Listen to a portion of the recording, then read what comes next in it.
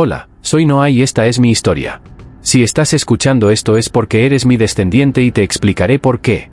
Somos los únicos que sobrevivimos a una terrible catástrofe que acabó con el mundo. Es una situación increíble, todos están muertos, solo queda mi familia. La destrucción fue tan grande que es imposible siquiera imaginarla. Y el dolor de perder tantas vidas es insoportable. Sigo preguntándome qué causó esto y cómo sucedió todo tan rápido. Es un castigo mucho mayor del que merecíamos. ¿Cómo fue esto posible? ¿Cómo llegamos a este punto? Muchas cosas se juntaron para que ocurriera el diluvio. La secuencia de acontecimientos que condujeron al gran diluvio comenzó con la creación de los hijos de Dios, incluso antes de que existiera el mundo. Eran seres poderosos y divinos, pero uno de ellos se rebeló contra Dios y se convirtió en un ser caído, preparando el escenario para los acontecimientos catastróficos que vendrían. Se suponía que el cielo sería su hogar eterno, pero fueron expulsados de allí. Vinieron a nuestro mundo con sus propios planes. Comenzaron en el jardín del Edén, un lugar donde Adán y Eva podían vivir en paz y armonía. Satanás lanzó su primer ataque a la autoridad de Dios en la tierra. Adán y Eva pecaron y fueron maldecidos. Hasta el día de hoy, mi familia sufre mucho por esta maldición. Verás que la agricultura y la supervivencia son muy difíciles. El Señor dijo, maldita será la tierra por vuestra causa, con dolor comerás de él todos los días de tu vida. Te producirá espinos y cardos, y comerás la hierba del campo. Con el sudor de tu rostro comerás el pan hasta que vuelvas a la tierra, porque de ella fuiste tomado, porque polvo eres y al polvo volverás. Ahora, mis antepasados y yo teníamos que sudar para sobrevivir. Dios se entristeció por su desobediencia, ya que no podían permanecer en el jardín del Edén. Adán y Eva ya habían cometido un error al comer del fruto prohibido. Como consecuencia de su desobediencia a Dios, fueron expulsados del paraíso.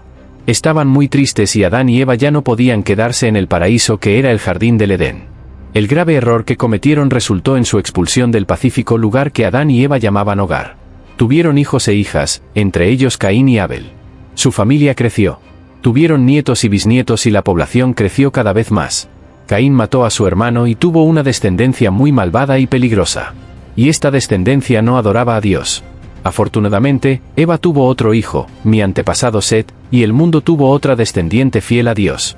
La humanidad se dividió en dos caminos, los descendientes de Caín y los descendientes de Set. A medida que el mundo se volvió más poblado, el pecado también se volvió más común. La gente era cruel entre sí y hacía cosas malas como mentir, robar e incluso matar. En aquel entonces, los hombres vivían mucho tiempo, a veces cientos de años. Era una época diferente, una época en la que la humanidad todavía estaba cerca de sus orígenes y el mundo era más nuevo y más hermoso. Adán, el primer hombre, vivió 930 años. Sí, has oído bien, 9 siglos. Tuvo hijos que también vivieron mucho tiempo. Su hijo Set vivió hasta los 912 años y el hijo de Set, Enos, vivió hasta los 905 años.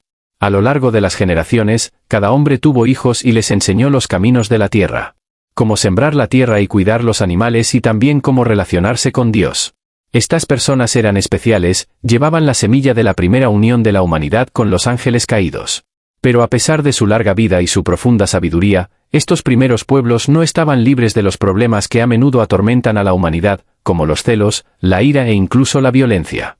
Sin embargo, había un hombre que era mi bisabuelo, llamado Enoc. Enoc era un hombre que amaba mucho a Dios y lo demostraba con su lealtad y pasión. Debido a su amor, se convirtió en un instrumento del gran poder de Dios y fue bendecido con muchas manifestaciones de ese poder en su vida. A lo largo de las generaciones, cada hombre tuvo hijos y les enseñó los caminos de la tierra. Cómo sembrar la tierra y cuidar los animales y también cómo relacionarse con Dios. Estas personas eran especiales, llevaban la semilla de la primera unión de la humanidad con los ángeles caídos.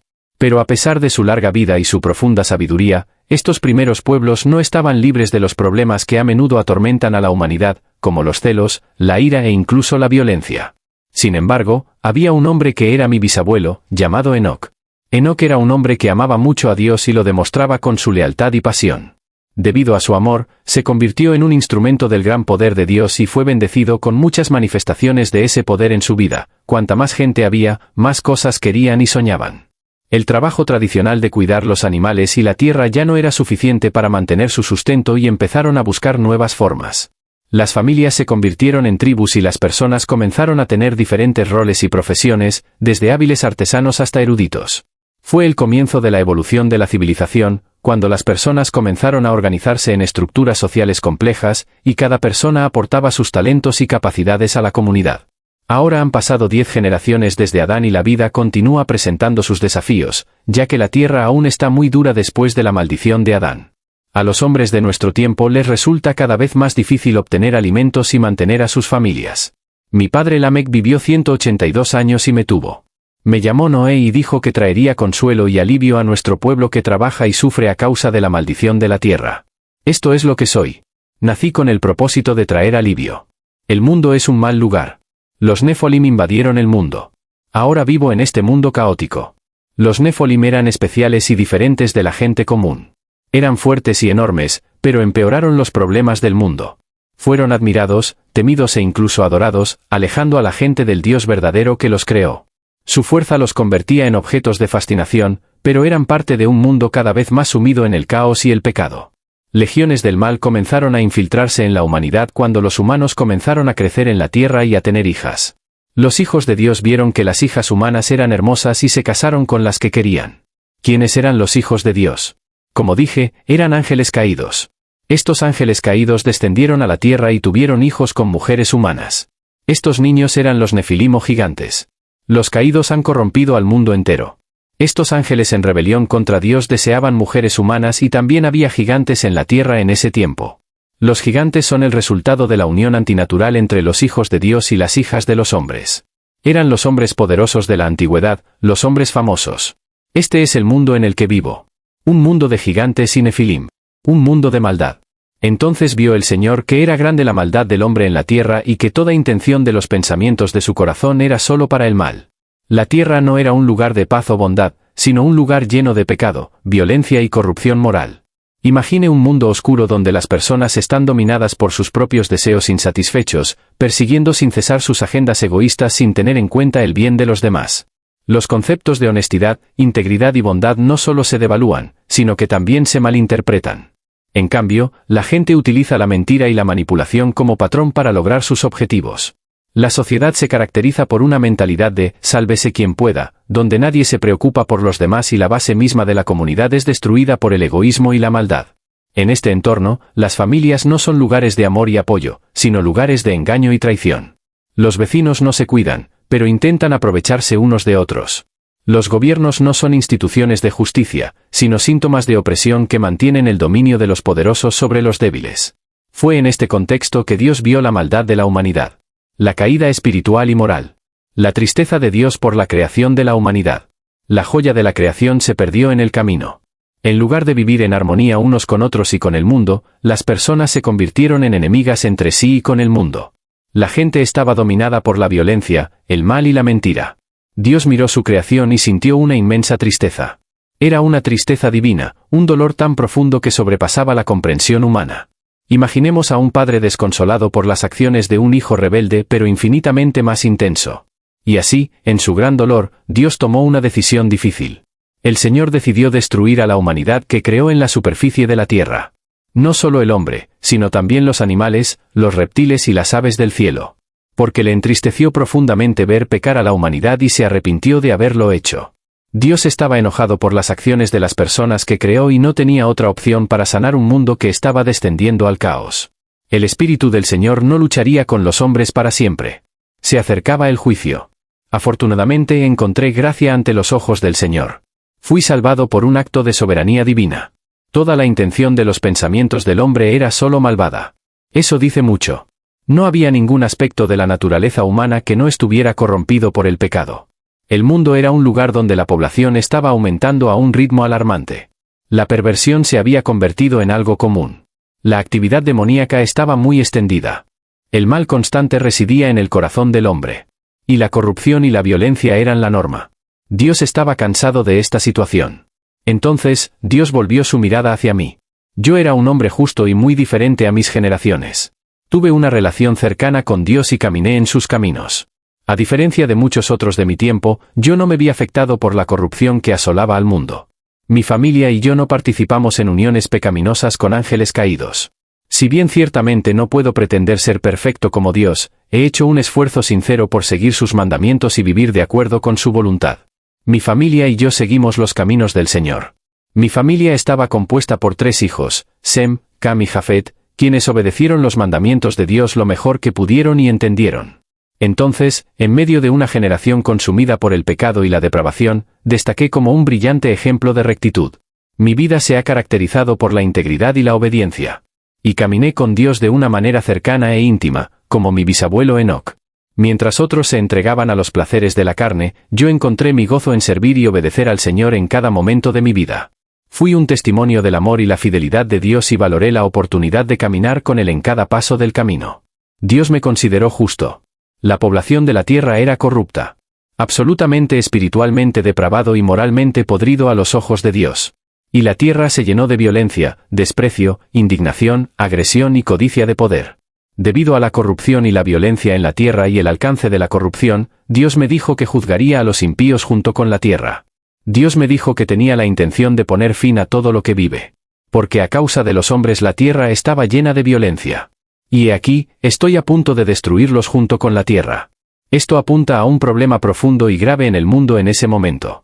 En tiempos de gran corrupción y juicio inminente, recibí un mensaje divino de Dios que tenía la intención de salvarme a mí y a mi familia. A pesar de las sombrías circunstancias, hubo un rayo de esperanza en forma de gracia. En lugar de eliminar por completo a la humanidad, Dios optó por preservar un pequeño grupo de personas, un remanente. No merecía esta gracia, ni la gané, pero la encontré.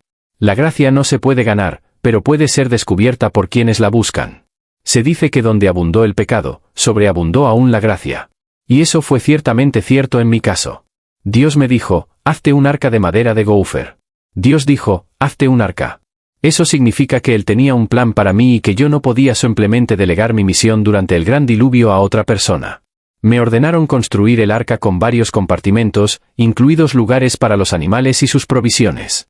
Para garantizar la resistencia de estas estructuras, también me ordenaron cubrir el interior y el exterior de cada compartimento con alquitrán o betún, una sustancia natural que impermeabiliza la madera.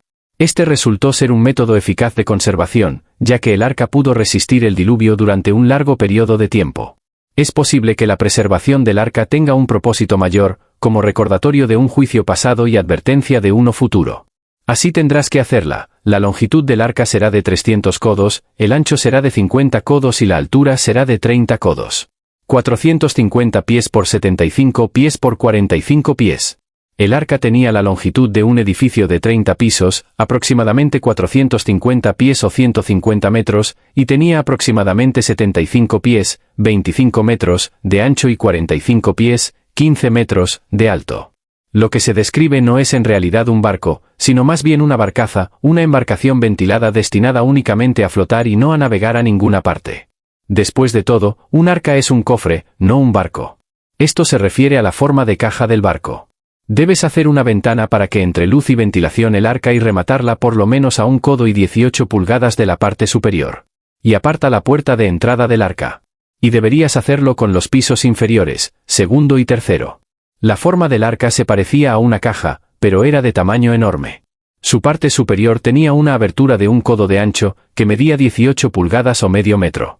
Se construyó una ventana en la parte superior del arca que permitía ver el mundo exterior. La ventana tenía una tapa que se podía abrir y cerrar, lo que permitía flexibilidad para controlar la cantidad de luz y aire que entraba al arca. Cuando comencé la construcción de la enorme arca, no pude evitar preguntarme el motivo de esta colosal tarea. Dios simplemente me ordenó que construyera la barcaza y dijo que pronto traería juicio sobre la tierra. Sin embargo, en ese momento no tenía idea de lo que eso significaba. No podía imaginar el propósito de este colosal barco. Todo lo que sabía era que tenía que confiar en el plan de Dios y seguir sus instrucciones. En el pasado, recibí un mensaje divino del Señor y Él me dijo que debía hacer esto. Seguí las instrucciones y creé lo que se necesitaba. Después de que el Señor compartió conmigo los detalles de sus planes, porque he aquí, yo mismo traeré un diluvio de agua sobre la tierra para destruir toda vida bajo los cielos en la que haya aliento y espíritu de vida. Todo lo que hay en la tierra morirá. He sido llamado a desempeñar un papel crucial en el juicio y la salvación más grande y significativo que el mundo jamás haya experimentado. Fue un momento extraordinario, lleno de gran responsabilidad y propósito. Pero estableceré mi pacto contigo y entrarás en el arca. A pesar del dramático juicio que vendría, Dios haría un pacto conmigo. Dios también me usaría para salvar un remanente de cada animal, para que la tierra pudiera ser poblada con personas y animales después del diluvio. Entonces dijo Dios, todo lo que hay en la tierra morirá, pero estableceré mi alianza solemne, un acuerdo formal, con vosotros. Y entrarás contigo en el arca tú, tus 3 hijos, tu mujer y las mujeres de tus hijos. Y de todos los seres vivientes que hay en la tierra, meterás en el arca 2 de cada especie, para que tengan vida contigo. Deben ser machos y hembras de aves y animales según su especie, y de todo animal que se mueve sobre la tierra según su especie. 2 de cada tipo vendrán hacia ti para matarlos vivos.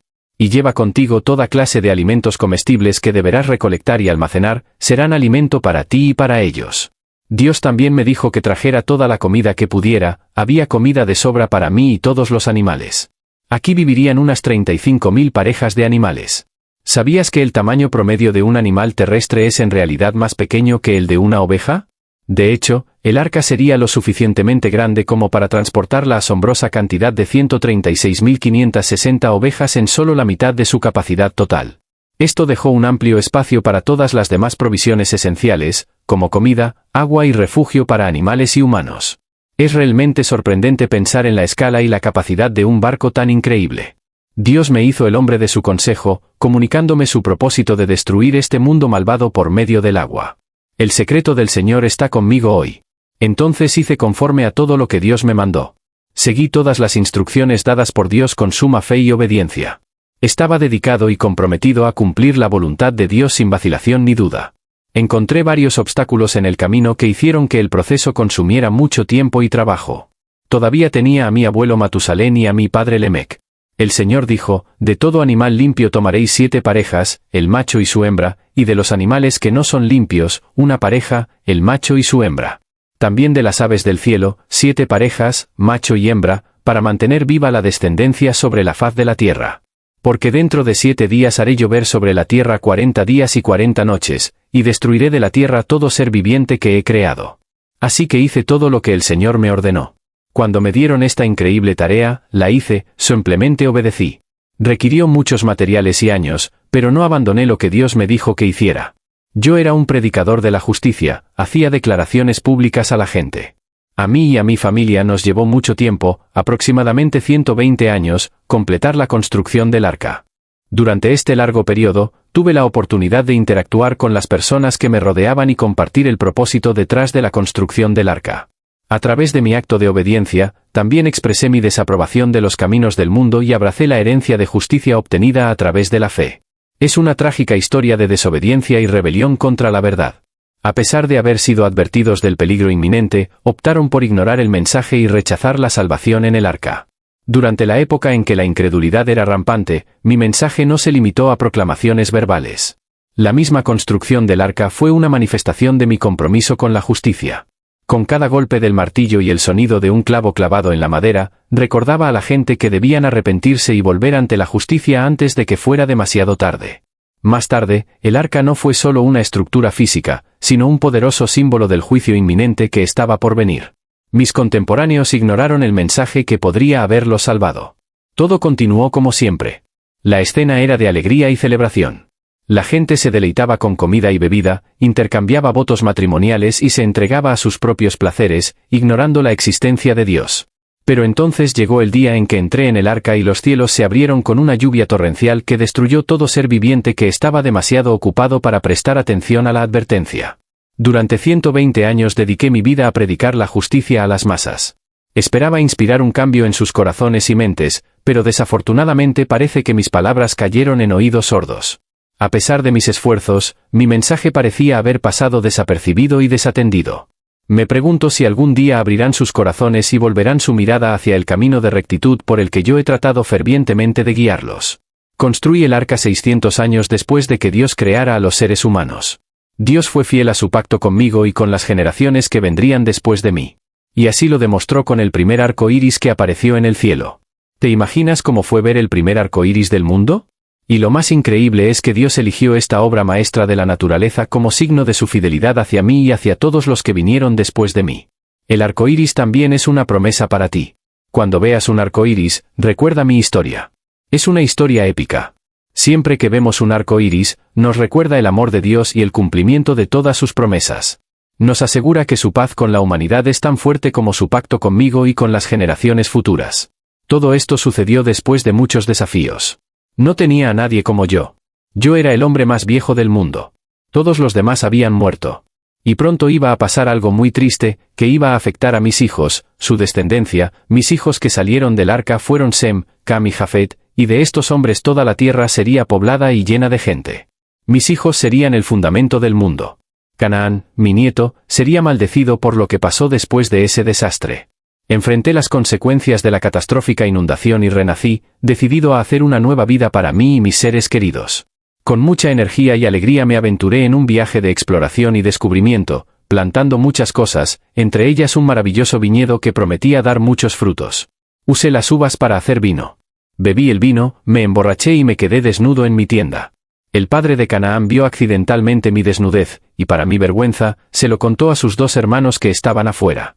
Entonces Sem y Jafet tomaron una manta, se la pusieron sobre los hombros y retrocedieron para cubrirme. No miraron mi desnudez. Dicen que Cam estaba contento con lo que vio en mi tienda y decidió ridiculizarme a mí, su padre, y por lo tanto estaba faltándole el respeto a mi autoridad como hombre de Dios. La actitud de Cam demuestra que no me tenía en cuenta. Cuando me desperté de ese sueño inducido por el vino, supe lo que mi hijo menor, Cam, me había hecho.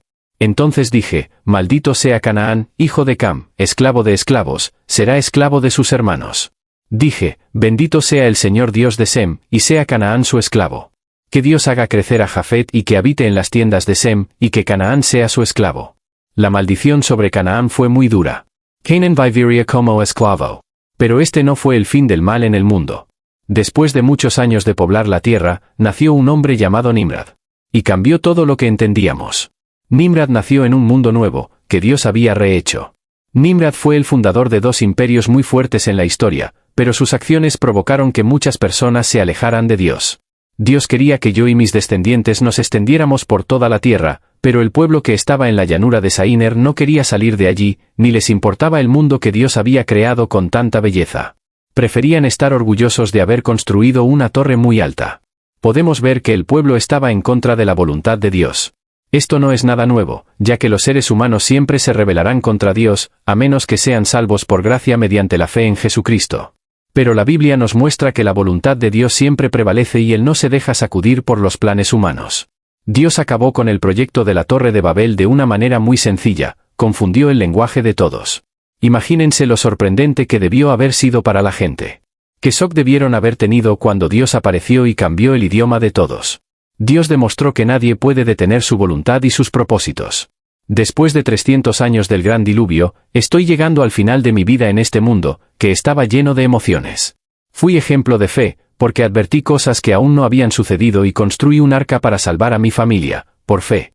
Condené a la raza malvada de Set, que fue la raza que comenzó a invocar el nombre del Señor. Fui fruto de la obediencia y fidelidad a Dios, de generación en generación. En otras palabras, viví en paz con Dios, con los demás y con un corazón reverente y adorador de Dios. Mira cuán poderoso es el Señor para librar a los justos de todas las dificultades y problemas. Y al pensar en mi vida, recuerdo que el pecado no quedará impune en el día del juicio, que se acerca. Mi nombre es Noah y esta es mi historia. Y quiero invitarte a aceptar a Jesús como tu único Salvador. Deja tu respuesta en los comentarios.